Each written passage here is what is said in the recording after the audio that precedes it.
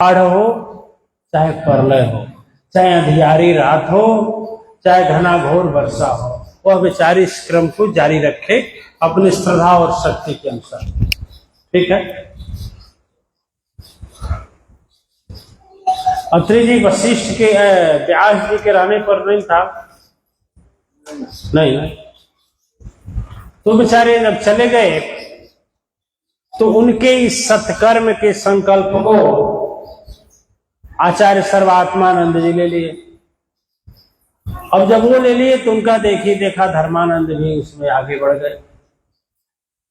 अच्छा, अब उन लोगों का देखी देखा आप लोग भी जो भी हैं 150 लोग इसमें हाजिर हजूर हो गए। तो इस धरा पर फैले अत्याचार, आतंकवाद, भ्रष्टाचार का जब इतना बोलबाला बढ़ गया, मां धरा भी जब कांप गई, लोगों का भगवान से विश्वास उठने लगा, बड़े बड़े ऋषि और तपस्वियों का मन डोल गया कि यज्ञ विध्वंस करने वालों का कुछ नहीं हो रहा है, धर्मशास्त्र पढ़ने वाले जेल में ठूसे जा रहे हैं, उनके ऊपर चाबुक लगाए जा रहे हैं, उनका कुछ नहीं हो रहा है। निर्दोष देवी जेल में बंद हो गई, वासुदेव के साथ अत्याचार हो रहा है, कोई सुनने वाला नहीं है। वास्तव में धरती पर बनाने वाला कोई, धरती को बनाने वाला कोई है, संसार को चलाने वाला कोई है, सत्य धर्म का रक्षक कोई है, और वास्तव में यदि ईश्वर है तो प्रकट क्यों नहीं होता है? और जब प्रकट नहीं होता है इसका मतलब सत्य नहीं है, असत्य है, नाश्वरता है। पापियों का मनोबल दिन गुना रात चौगुना बढ़ रहा है। अत्याचारी, भ्रष्टाचारी, बलात्कारी, पापी सुख और संपन्नता से जीवन बिता रहे हैं। धर्म और सत्य पर चलने वालों का मन जब डगमगा गया, याद रखना दो ही पद्धति होती है, वह परमात्मा और परम शक्ति सत्ता भी देखती है। डगमगा जाता है तो भी आते हैं और स्थिर रहता है तो भी आते हैं। उनको आना है, समय पर सूरज का उदय होना है, चाहे आप रात भर जगें या रात भर सोए, रात भर पूजा करें या पाप करें, सूर्य के ऊपर इसका कोई असर नहीं पड़ता है। पूरी रात पाप करने में बिता दे तो भी सुबह होगा, आप पूरी रात तपस्या करने में बिता दे तो भी सुबह होगा। लेकिन दिव्य आत्माएं जिस समय ऋषि मुनि ज्ञानी जन अपने आस्था विश्वास सभा को खो करके इस विश्व ब्रह्मांड से आशा छोड़ चुके थे कि कोई ऐसी शक्ति है संसार में, कोई ऐसा या संसार से परे या संसार में विद्यमान इस धरा और अंबर में कोई ऐसी अकार्य शक्ति नहीं है जो धर्म और सत्य की रक्षा कर सके। और मन जब डगमगा गया, ऐसे हालात में चले जाइए, बाहर जाइए, बच्चे को लेकर जाइए। सही, हम पागल हैं चिल्ला रहे हैं, हम पागल हैं चिल्ला रहे हैं। ओ जब आज तो अच्छा लग रहा है, ठीक है, कहा जाता है संसार में सबसे बड़ा पाप होता है धर्म में बाधक बनना। ठीक है, जहां कोई धर्म की चर्चा कर रहा हो वहां आपस में बात करके उसमें बाधा पहुंचाया जाए, बगल में बैठने वाले को परेशान किया जाए, तो इससे बड़ा अपराध कुछ नहीं। ठीक है, न अच्छा लगे तो उठकर चला जाना चाहिए, लेकिन जो लोग अच्छे कर्म कर रहे हो उसको करने देना चाहिए। ठीक है ना, आपका नहीं मन लगता है तो न लगे, कोई फर्क नहीं, कोई सिफारिश नहीं, बस यही तो बात थी। कंस का मन नहीं लग रहा था, दुर्योधन का मन नहीं लग रहा था, पापाचारी अनाचारियों का, जरासंध का मन इसमें नहीं लग रहा था, दुर्योधन का मन नहीं लग रहा था। ठीक है, भगवान मौजूद रहते थे। जैसे इनको दिखाई दे रहा है दूसरा कुछ, वैसे दुर्योधन को भगवान कृष्ण से मतलब नहीं था, उनकी सेना से मतलब। तो ऐसे ही जब हृदय में विचार उत्पन्न होते हैं तो यह तन विष की बेलरी बन जाती है। श्रृंगी कहते हैं ना कि यह तन विष की बेलरी, गुरु अमृत के शीश दिए यदि गुरु मिले। लेकिन कैसे अमृत की खान है गुरु, बात सही है। आप हमें बताइए कि दूध की ही नदी हो, लेकिन उसमें एक कटोरा, एक बाल्टी खटाई डाल दीजिए, उसकी पवित्रता बनी रहेगी? बनी रहेगी। तो जब एक कटोरा का पूरा आपका शरीर में विषमे भरा हुआ है, बेलरी है, तो अमृत की खान रहकर क्या करेगा? गुरु उसमें कुछ रखना भी चाहेगा तो खराब हो जाएगा। बर्तन यदि सही नहीं है और उसमें गाय या भैंस किसी भी चीज का दोहन किया जाए, दूध का, गाय का या भैंस का, यदि बाल्टी शुद्ध नहीं है और पवित्र है, तो क्या उसमें दूध की प्योरिटी है? शुद्धता रहेगी? उसी तरह से मन में या तन में सदगुरु वाणी सुनने का भावना ही नहीं है, तो फिर वह सदगुरु अमृत की खान रहकर करेगा ही क्या? सारे लोगों के कान के रास्ते हृदय में पहुंचेंगे, वह अपने लिए तपशक्ति को जगह बना देंगे रखने के लिए।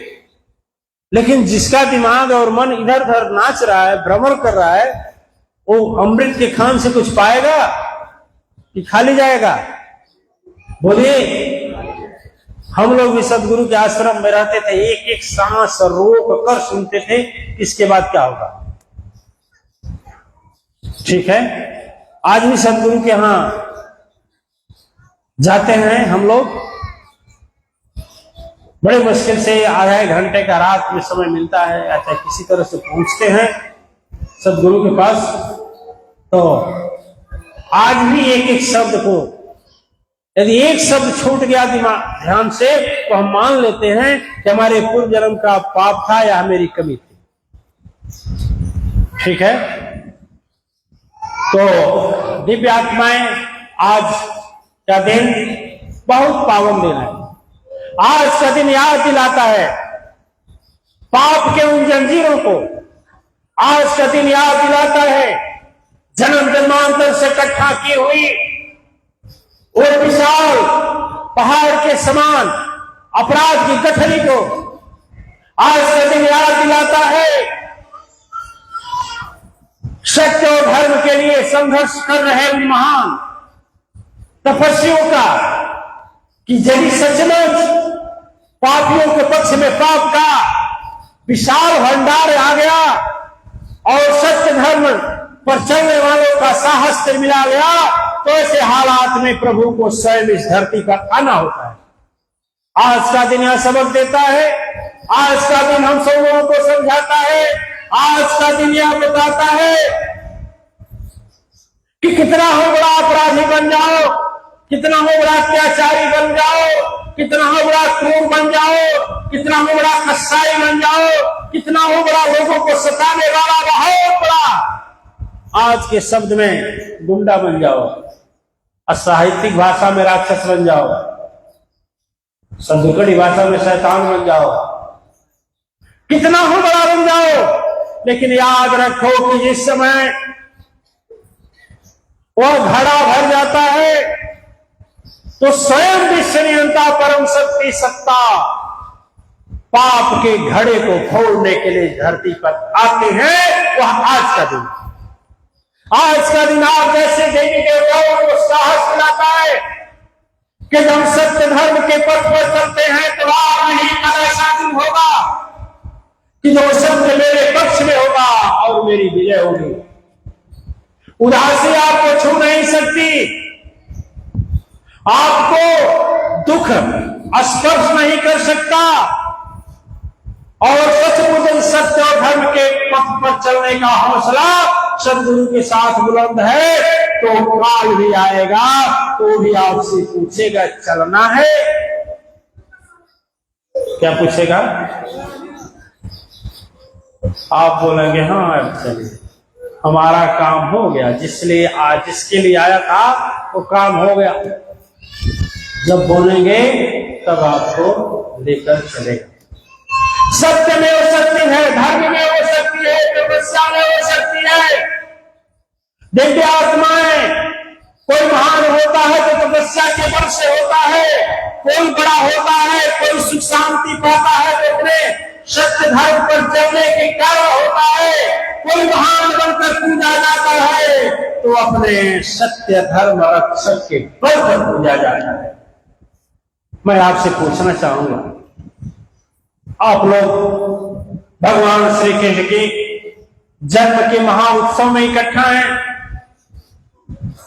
आप लोगों से मैं पूछना चाहता हूं कि आपका मन जब थोड़ी सी विपत्ति आ जाती है तो सद्गुरु और सत्य धर्म से भागने लगता है, दूसरा ठिकाना खोजने लगता है, यहां तक कि मन कहता है कि जाने से क्या फायदा।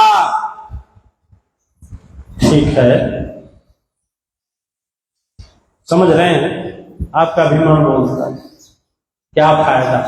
वो मन नहीं कहता है कि पाप में रहने से क्या फायदा।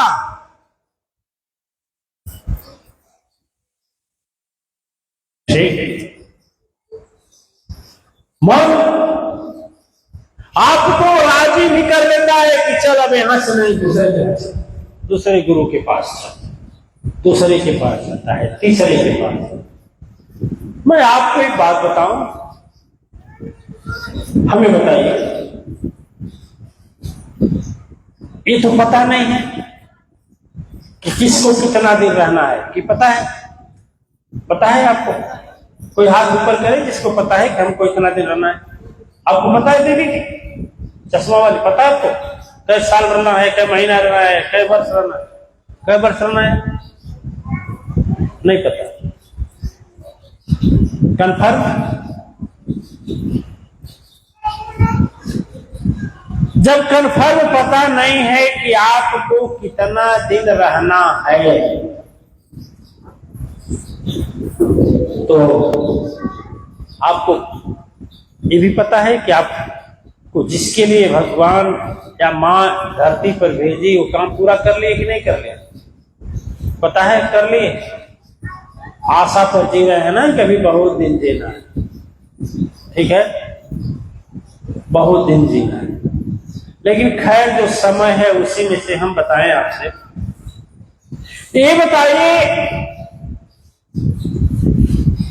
जिनके महोत्सव में आप खड़े आए हैं, भगवान कृष्ण के जन्मोत्सव में आए हैं, आप हमें उन्हीं के जीवन से बताइए, उन्हीं पर हम चर्चा करेंगे। आप अपने जीवन पर तुलना कीजिए कि आखिर वह महापुरुष ने ऐसा कार्य कुछ कर गए तभी तो आज उनका नाम लिया जाता है। बोलिए, चुनने के लिए कितना बुद्धिमान है इसने ग्वाल वंश को चुना। क्यों चुना? क्यों चुना बताइए? तमाम वंश थे, विप्र वंश क्यों नहीं चुना? ब्राह्मण वंश क्यों नहीं चुना? क्षत्रिय वंश को क्यों नहीं चुना? सूर्य वंश नहीं, चंद्र वंश को चुना। क्यों? क्यों अष्टमी को अवतरित हुए? आप लोगों को मालूम है? बताएं क्यों चुना? इसलिए चुना, एक आप लोग पढ़े हैं कि नहीं पढ़े? हम लोग पढ़े हैं। शेष महेश गणेश दिनेश, ध्यान दीजिए, शेष मने धरती को अपने सर पर धारण करने वाले शेष नाम, महेश मने महाधनीश, महेश भगवान शंकर, शेष महेश गणेश दिनेश, गणेश का मतलब गणधनीश, गणेश भगवान, दिनेश दिन धनीश, दिन मने दिन, इस मने स्वामी, दिन का स्वामी मतलब सूर्य भगवान, शेष महेश गणेश दिनेश सुरेश। सुरेश मने सुर धन ईश। संधि विच्छेद किया जाए सुरेश का तो सुर धन ईश। सुर मने देवता, आईश मने स्वामी, राजा, देवताओं का राजा इंद्र। और समझ गए ना? शेष महेश गणेश दिनेश असुरेश हूँ जाहि निरंतर गावे। समझ में आ रहा है? आप हमें बताइए कि आपके सर पर कितना कुंतल वजन रख दिया जाए तो आप लोग लेकर के जीवन भर दौड़ सकते हैं? 5 किलो, 50 किलो, 1 कुंतल, 10 कुंतल का पत्थर रख दें, आप जीवन भर आप लोग को दौड़ने के लिए दौड़ पाएंगे? दौड़ पाएंगे? लेकिन इतनी बड़ी धरती का वजन कितना होगा जो अपने से मस्तक पर धारण किए हैं? तो आखिर उनकी तपस्या है तभी तो। हजारों फन है उनके, सहस्त्र फ्रास, हजारों फन है और हजारों फन से शेष नाम के निरंतर ध्यान करते हैं। शेष महेश महेश मने महाधनीश, महादेव, महादेवताओं के देव महादेव, भगवान शंकर, गणेश जिनका स्तुति से सारे विघ्न कट जाते हैं। सुरेश निरंतर गाम है। निरंतर मने हमेशा। आप क्या हमेशा सदगुरु और मां का याद करते हैं? करते हमेशा 24 घंटा? खाना नहीं खाते, सोते नहीं है, कुछ सोचती नहीं? अभी तक बच्चे से बात कर रही थी, कैसे सूरज से जो है कि सदगुरु और मां का ध्यान करते हैं। इतना बड़ी तपस्वी हो गई कि 24 घंटा करते हैं, निरंतर ध्यान आता है? जिसका मन यहाँ ध्यान में आधा 1 घंटा के लिए नहीं लग रहा है, उसका निरंतर करता होगा, घर पर करता होगा। यह धोखाधड़ी और बेईमानी है कि नहीं? कि झूठे बोल दीजिए हाँ हम निरंतर ध्यान करते हैं। शेष महेश गणेश दिनेश सुरेश हूँ जाहि निरंतर गावे। निरंतर मने हमेशा, कभी याद न बिछड़े, ऐसा ध्यान। समझ रहे हैं कितना शब्द है? निरंतर और अभ्यास में जन्म से लेकर मौत तक, अंतिम घड़ी तक जो भजते रहते हैं निरंतर गावे। अरे ब्रह्मा से सुख व्यास रटे। ब्रह्मा भाग्य विधाता जो सृष्टि का पालन, सृष्टि रचयिता है, भाग्य विधाता प्रजापति स्वयं। ब्रह्मा से सुख व्यास रटे। सुखदेव जी महाराज जिन्होंने भागवत का रचना किया, सुखदेव ब्रह्मा से सुख व्यास रटे। व्यास बने, व्यास जानते ही हैं, जो 6 शास्त्रों और पुराणों का, 4 वेदों का, सारा चीजों का उन्होंने रचना की। ठीक है? ब्रह्मा से सुख व्यास रटे। पची हरिते वो भी हार गए। क्या किए? हार गए। ब्रह्मा से सुख व्यास रटे पची हारते न पावे। माने हार गए, वेद हार गया, शास्त्र हार गया, पुराण हार गया, सब लोग हार गए। ला तू जीत गई, ले लीजिए, आपका वीडियो वायरल हो जाएगा, अभी कर देंगे। ठीक, ले लीजिए। कृष्ण कन्हैया नमो नमो। देखिए, थोड़ा विचार करिए। ब्रह्मा से सुख व्यास रटे पची हारते न पावे। ठीक है? अब देखिए, अक्षेधय वेद सुवेद हिताहि। अभेद बतावे। वेद कहे कि मैं भेद नहीं जानता हूं।